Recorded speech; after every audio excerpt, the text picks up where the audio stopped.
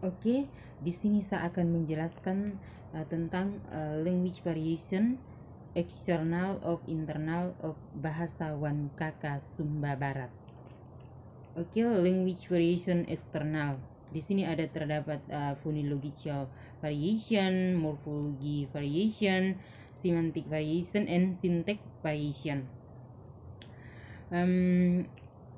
Phonology variation yaitu jenis variasi yang berkaitan dengan pengucapan, dialek, atau aksen dikarenakan faktor wilayah, etnis, status sosial, dan lainnya.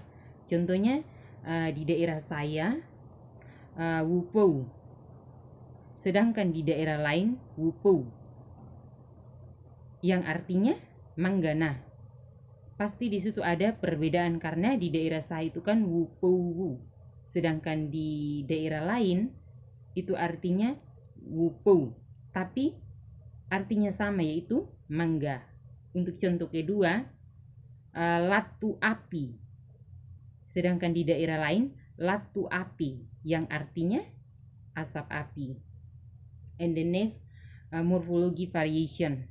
Nah, morfologi yaitu jenis variasi yang berkaitan dengan kata seperti prefix, suffix, dan lainnya dikarenakan faktor wilayah, etnis, status sosial, dan lainnya. Contohnya di daerah saya gaulam namu, sedangkan di daerah lain gaulam artinya lagi apa.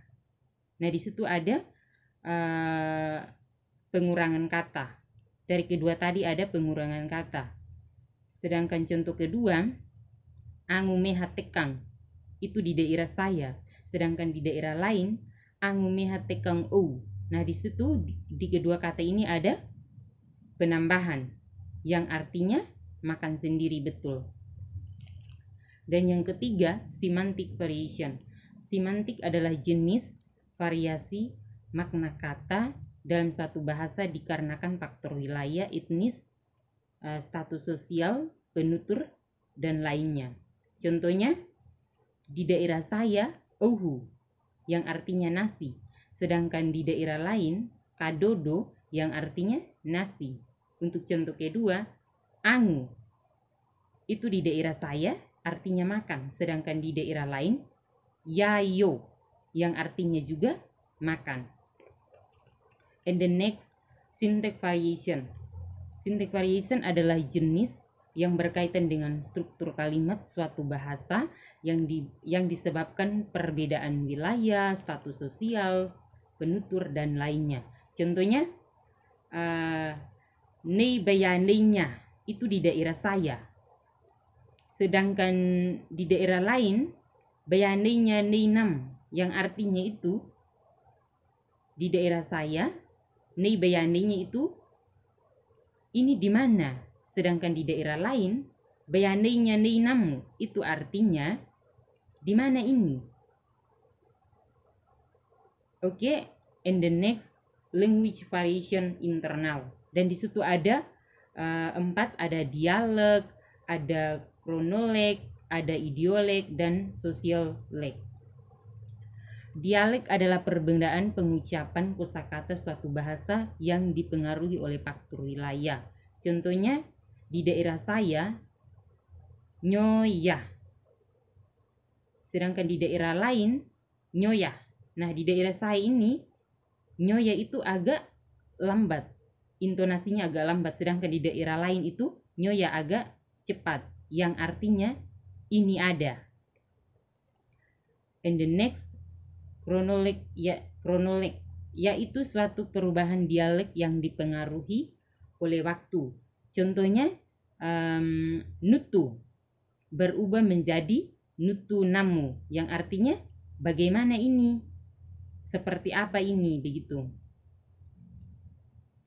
Sedangkan idiolek adalah perbedaan gaya bicara yang khas dari setiap individu seperti warna suara, pemilihan kata, dan lainnya.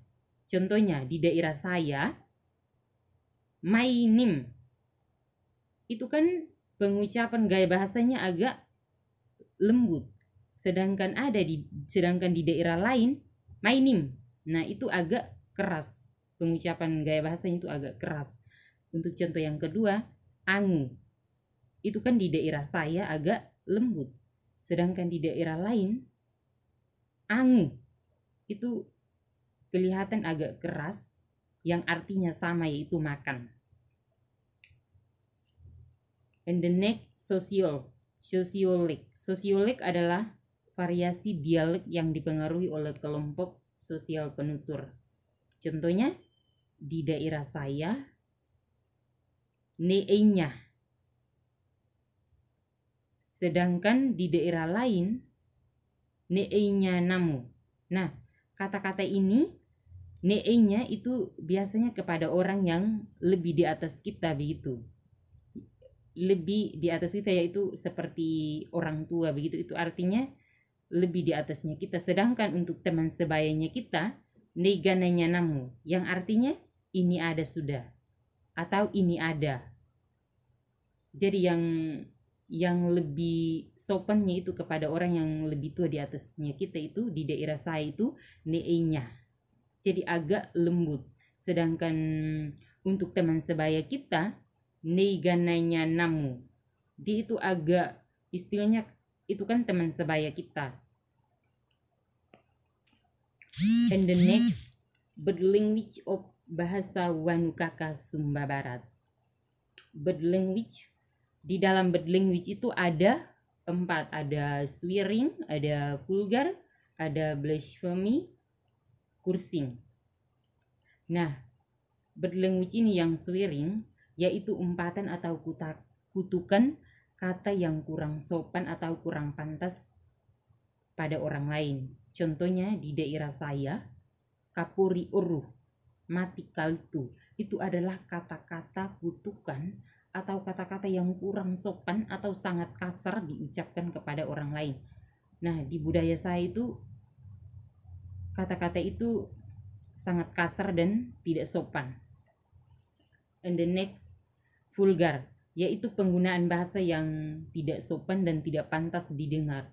Contohnya, kamia dan kahia, yang artinya itu kata-kata yang kurang pantas atau kurang bermoral begitu.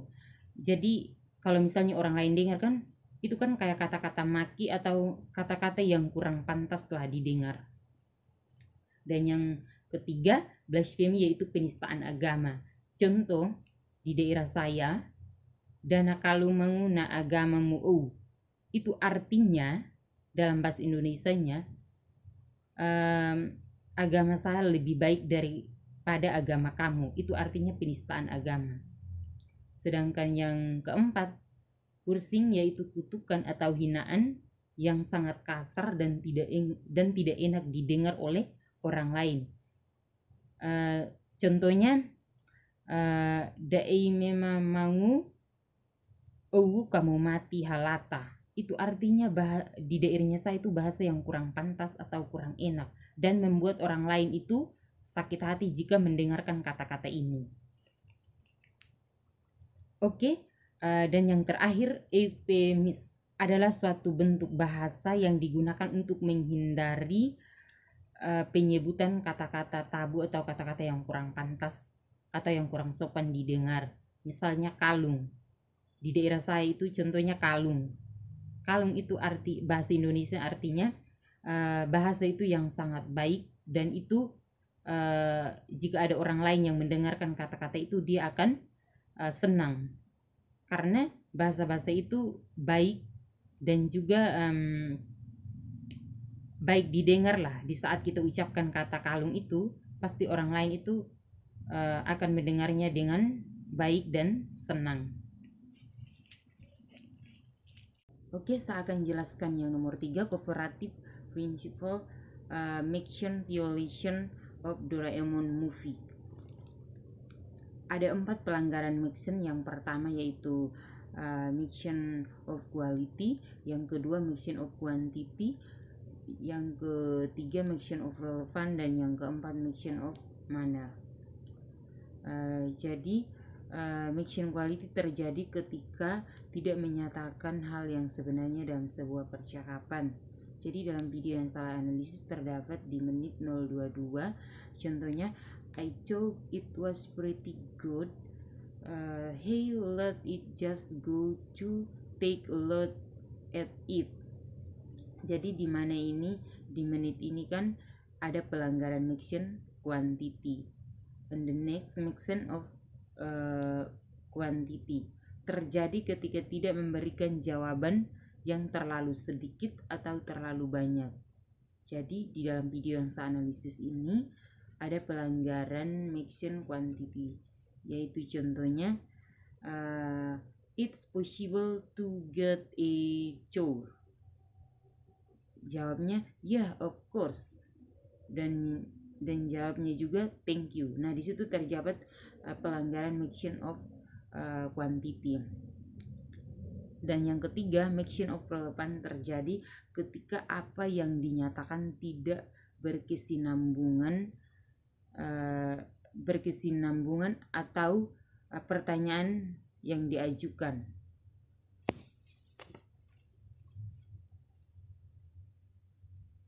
Jadi di dalam video ini yang saya analisis ada pelanggaran mixtion of relevant. Contohnya hello, can anybody hear me? Itu kan terjadi pelanggaran mixtion of relevant. Dan yang terakhir, mixtion of manner terjadi ketika kita tidak memberikan informasi yang jelas dan runtut pada sebuah percakapan. Jadi di dalam video yang saya analisis ini ada pelanggaran mixtion of manner. Contohnya di menit 16:01, who is the person in the picture? Jadi itu kan pelanggaran mixtion of manner. Saya akan jelaskan tentang Polytennis Strategies and Speech Act of Obama Presidential Debate. Jadi ada 4 bagian, yaitu yang pertama positive polytennis, yang kedua off record, yang ketiga build on strategy, yang keempat negative polytennis. Yang pertama positive polytennis memuaskan citra positif seseorang dalam bentuk pujian. Jadi dalam video yang saya analisis itu terdapat di mana debat presiden itu Obama mendapatkan pujian dari pemirsa atau audiens karena Obama selalu aktif dan tampil selalu unggul. Dan yang kedua off record, yaitu menyampaikan pendapat atau permintaannya dengan cara yang ambigu agar tidak memberikan tekanan pada lawan bicaranya. Di mana video yang saya analisis ini di debat presiden ini, Obama mengkritik tajam kebijakan politiknya luar negeri kepada Romney dan atau tidak jelas, dan setiap Romney menyampaikan atau mengusulkan sebuah opininya selalu salah, dan Romney tidak terima karena tidak paham apa yang disampaikan oleh Obama. Dan yang ketiga, build on strategi. Build on strategi menyampaikan informasi atau perintah dengan jelas dan tidak berbelit-belit. Jadi di dalam debat presiden itu yang saya analisis dalam video itu, Obama selalu menyampaikan informasinya secara jelas, singkat, padat, dan tidak berbelit-belit. Sedangkan Romney menyampaikan opininya itu kadang selalu salah atau mungkin kurang memuaskan apa yang disampaikan, sehingga Obama itu selalu mengkritik apa yang disampaikan Romney itu opininya selalu salah. Dan yang keempat, negative polytennis. Jadi negative polytennis ini menyampaikan permintaan dengan mempertimbangkan perasaan atau reaksi lawan bicara. Di mana di video yang saya analisis debat presiden itu, di mana Romney selalu tidak terima apa yang dibicarakan oleh lawan bicaranya, yaitu Obama, atau dia selalu menyerang kebijakan politik Obama yang disampaikan di dalam debat presiden itu. Dan yang terakhir saya jelaskan yaitu language vitality of bahasa Wanukaka Sumba Barat. Jadi di dalam language vitality of bahasa Wanukaka Sumba Barat itu terdapat 9 aspek language measure. Yang pertama, intergenerational transmission. Jadi dalam bahasa Wanukaka Sumba Barat itu di mana bahasa Wanukaka ini turun temurun dari nenek moyang, dari generasi ke generasi. Jadi bahasa Wanukaka itu selalu ada dan aman. Sedangkan yang kedua, absolute number of speaker. Jadi absolute ini penutur bahasanya beberapa orang termasuk banyak atau sedikit.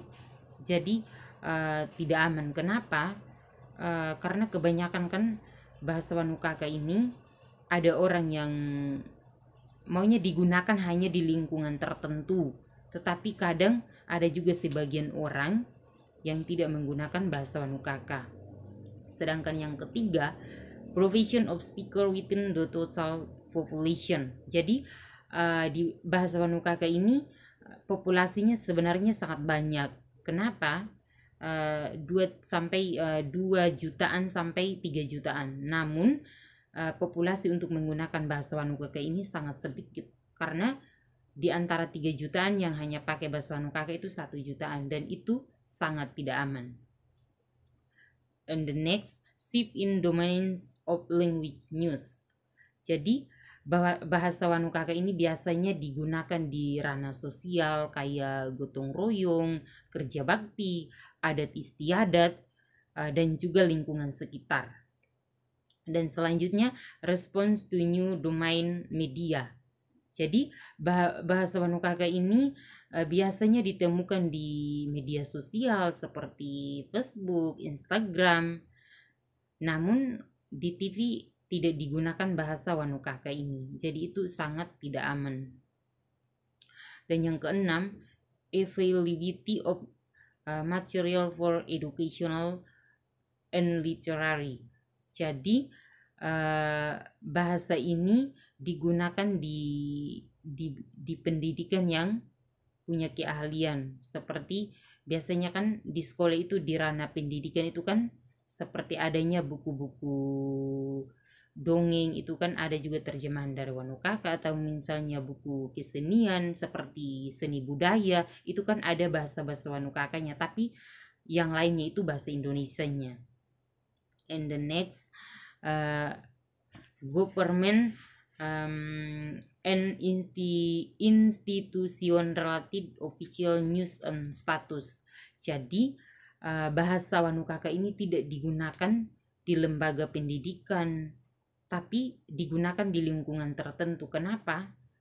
Karena di sekolah menengah pertama atau sekolah menengah atas itu kan selalu aja dianjurkan harus menggunakan bahasa Indonesia yang baku dan benar, tetapi bahasa Wanukakanya itu tidak digunakan.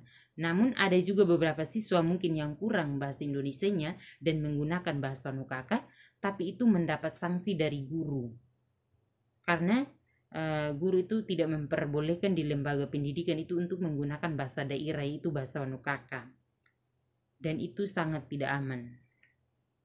Dan yang kedelapan itu adanya community members attitude toward their own language. Jadi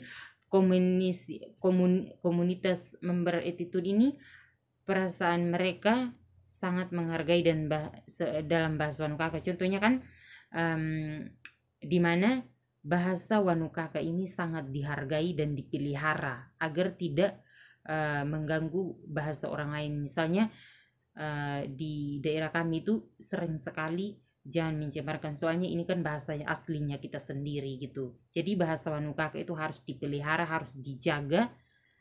Namun itu kalau di lingkungan sekitarnya kita, tapi kalau di lembaga pendidikan itu kan pasti berbeda-beda daerah, tapi satu bahasa, itu bahasa Wanukaka. Tapi dengan tadi adanya sanksi dari pihak lembaga pendidikan atau institusi sekolah, di mana bahasa Wanukaka itu hanya digunakan di ranah tertentu seperti lingkungan, atau mungkin di rumah, atau mungkin di adat istiadat. Jadi di lembaga sosial itu tidak diperbolehkan. Sebenarnya sih diperbolehkan juga, karena kebanyakan kan kalau bahasa Wanukaka itu digunakan, ada juga karena kalau misalnya mereka menggunakan bahasa Wanukaka terus, pasti bahasa Indonesia mereka kan pasti jatuh bangun. Makanya itu lembaga atau institusi sekolah itu bilang ya udah kalau di sekolah harus menggunakan bahasa Indonesia, sedangkan kalau di rumah ya boleh-boleh aja menggunakan bahasa Wanukaka. And the next, type and quality of documents. Jadi di mana dokumen atau buku-buku ini dalam menggunakan bahasa Wanukaka, seperti buku kesenian itu kan dalam bahasanya menggunakan bahasa Wanukaka. Itu seperti terdapat dalam sekolahnya kami itu. Terus kedua yaitu buku Pasola, itu kan dari asal usul Pasola itu kan digunakan bahasa Wanukaka, tapi ada juga terjemahan bahasa Indonesianya. Terus yang ketiga seperti buku adat istiadat atau seperti tenun, itu kan ada juga bahasa Wanukakanya tapi diterjemahkan dalam bahasa Wanukaka. Oke, mungkin itu saja yang saya dapat jelaskan. Terima kasih.